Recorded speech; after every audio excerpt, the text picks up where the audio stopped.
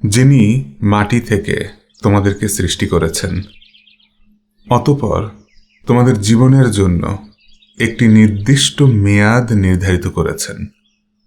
এছাড়া আরেকটি নির্ধারিত মেয়াদ আছে যে সম্পর্কিত জ্ঞান আছে তার কাছে, কিন্তু তোমরা সন্দেহই করে চলেছ।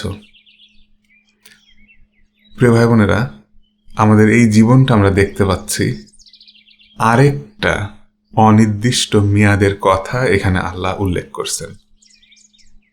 খুব সম্ভবত কবরের জীবনের কথা বলতেছেন।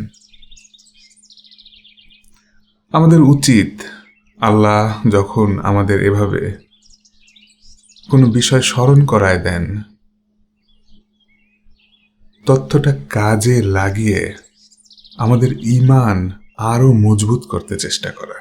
ইনশাআল্লাহ